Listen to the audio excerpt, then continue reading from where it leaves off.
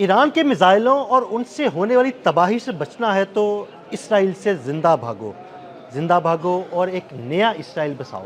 एक इसराइली सियासतदान की जानिब से एक नया इसराइल बसाने की तजवीज़ सामने आई है। ये नया इसराइल कहाँ बसाया जाएगा? आमिर रज़ा से बात करते हैं। आमिर भाई, इसराइल से भागो, ईरानी मिसाइलों से बचो, एक नया इसराइल बसाओ। ये नया इसराइल कहाँ बसाया जाएगा? पहली बात तो यह है कि लाखों करोड़ों दरूद सलाम मेरे प्यारे नबी हज़रत मोहम्मद सल्लल्लाहु अलैहि वसल्लम पर।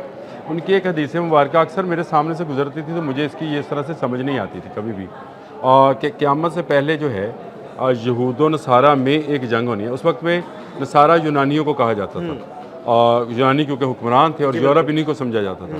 तो इनके मबैन एक जंग होनी है, और ये जंग जो है ये मुझे समझ नहीं आती थी, क्योंकि इस वक्त तो ये यहूद व नसारा दोस्त हैं और मुसलमान इनके दुश्मन हैं, ये अज्यूम करते हैं। लेकिन अब जब ये मैंने ये बयान पढ़ा इस सियासतदान का, उसने कहा कि यूनान के करीब 40 जजीरे हैं जो कि लीद या फ़रोख्त के लिए मौजूद हैं। वो गैर आबाद हैं, हम इनको ख़रीद लेते हैं और यहाँ पर एक नया इसराइल जो है उसको बना लेते हैं। अब ये डायरेक्टली यूनान के अंदर जाकर देखें, अरब में इन्होंने क्या मांगा था? इन्होंने मांगा था कि हमें फ़लस्तीन में इबादत करने की इजाज़त दी जाए, और उसके बाद ये बाल्फोर डिक्लेरेशन के तहत इन्होंने 1920 में कहा कि हमें यहाँ पे जायदाद ख़रीदने की दी जाए, और 20 से लेकर 47 तक आप ज़रा साल गिन लें, 27 साल बनते हैं। इन 27 सालों में इन्होंने एक नई इजरायली रियासत कायम कर ली। अब ये खरीद के अब ये पूरी दुनिया से पैसा लेकर आए, वहाँ पर इन्होंने इन्वेस्ट कर लिया और सहरा में इन्वेस्ट किया। इसके बाद इन्होंने अब यूनान के इन जजीरों 40 जजीरों, अब ये डायरेक्टली यूनान में दाखिल होने लगे और जंग शुरू होने। देखें, जंग का आगाज़ जंग 50 साल बाद हो, 10 साल बाद यहूदी जहाँ जाएगा साजिश क्रिएट करेगा। बिल्कुल। ये इतना साजिशी है कि पहली और दूसरी जंग अजीम भी यहूदियों की वजह से हुई। जो ये हिटलर को गालियाँ निकालते हैं ना, ये असल में इसलिए निकालते हैं कि ये सारी इस जंग के पीछे इनकी प्लानिंग मौजूद थी, और हिटलर इसको भांप गया था। इसलिए उसने कहा था कि जब तक एक भी यहूदी इस दुनिया में मौजूद है, इस दुनिया में अमन नहीं हो सकता। अब उस हदीस मुबारक के बाद आप देख लें कि आज क्योंकि इसराइल से तमाम इन्वेस्टमेंट कंपनीज वापस जा रही हैं, तमाम पैसा वापस जा रहा है। अब इस सियासतदान का भी क्या कहें, उसने कहा कि जी ये सारा पैसा जो है यूरोप और अमेरिका में इन्वेस्ट हो जाना है, ये वापस हमारे पास इसलिए नहीं आएगा कि अब हमारा कोई जगह महफूज नहीं है। और इसराइल तकरीबन तबाह हो चुका है, जिसका एक व्लॉग में हमने शायद किया, मेयर्स वाला मैंने किया था, सॉरी आप नहीं, तो उस वक्त मैंने आपका जिक्र भी किया था कि आप आएंगे तो बात करेंगे। वो उसके अंदर ये मौजूद थी चीज़ कि हमारे शहर जो हैं वो तबाह हो चुके हैं, और यहाँ से लोग भागना चाहते हैं, जाना चाहते हैं, जहाज़ नहीं मिल रहे तो बहरी जहाज़ों के जरिए निकलना चाहते हैं, लोगों को जाने नहीं दिया जा रहा। नेतन्याहू ने उनके पासपोर्ट जब्त कर रखे हैं कि वो किसी को जो ड्यूअल नेशनलिटी वाले हैं वो तो जा सकते हैं, बाकी नहीं जा पा रहे। अब ये तजवीज़ है कि यूनान जो है, क्योंकि यहाँ इस वक्त भी अगर हम देखें तो जराल्ड आर फोर्ड हैफा से कहाँ गया है? उधर यूनानी गया है। बिल्कुल यूनानी। अब आपको समझ आनी चाहिए। बिल्कुल।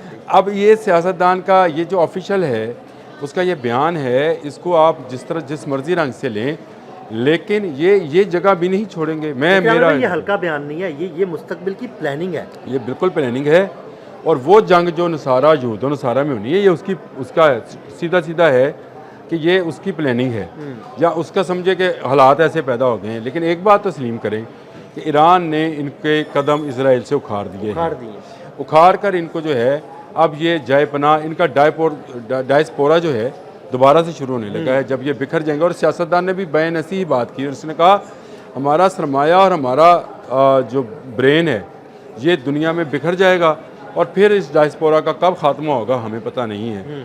उससे पहले हमें एक नया इसराइल जो है, यानी न्यू इसराइल जो है, इसको बसा लेना चाहिए।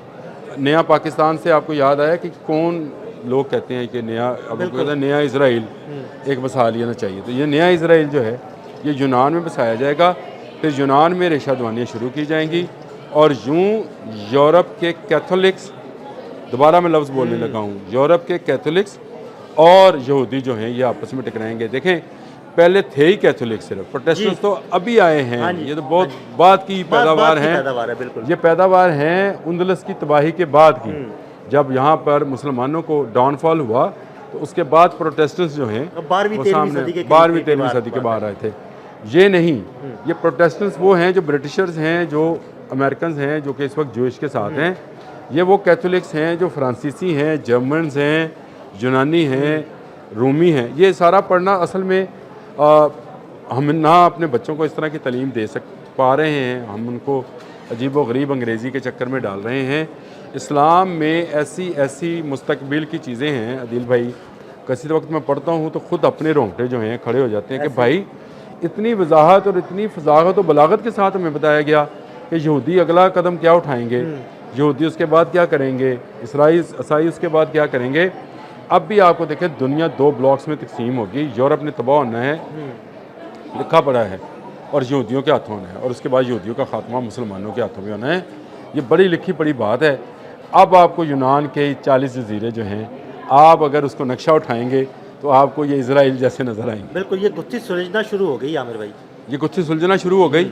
और ये यूनानी जजीरे जो हैं ये इस बात का सबूत हैं कि इजराइल मुकम्मल तबाही की तरफ जा रहा है।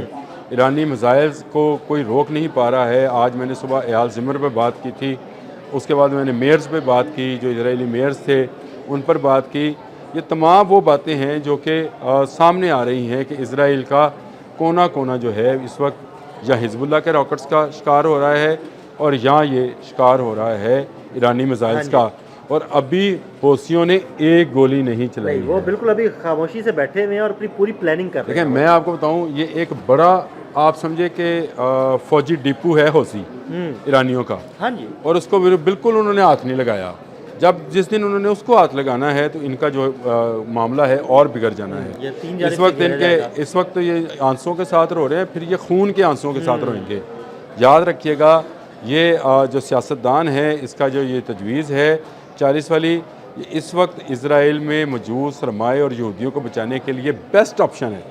मैं ये नहीं कह रहा हूँ गलत ऑप्शन है, बेस्ट ऑप्शन है, क्योंकि यहूदियों का सारा सरमाया अब निकल कर चला जाना है अमेरिका और यूरोप में। अब ये मिडल ईस्ट में तो आएगा नहीं, ये जाएगा अमेरिका और यूरोप, क्योंकि मिडल ईस्ट भी ईरान के निशाने गैर महफूज हो गया ना। तो ये इसलिए ये बड़ी ज़रूरी चीज़ है कि इनका सरमाया और इनका ब्रेन जो है, जिसको ब्रेन ड्रेन कहते हैं ना, यहूदी भी ब्रेन ड्रेन का लफ्ज़ बोलते हैं, वो उसको रोका जा सके और एक नया इजराइल जो है वो यूनान में बसाया जा सके। उसके बाद मेरे प्यारे नबी की सल्लल्लाहु अलैहि वसल्लम की वो हदीस मुबारक कि यहूद व नसारा आपस में जंग करेंगे, ये पूरी होनी है। आप बस देखते जाएं, सुनते जाएं क्या कैसे बन रहे हैं, कैसे हालात जो है ना वो पलटा खा रहे हैं।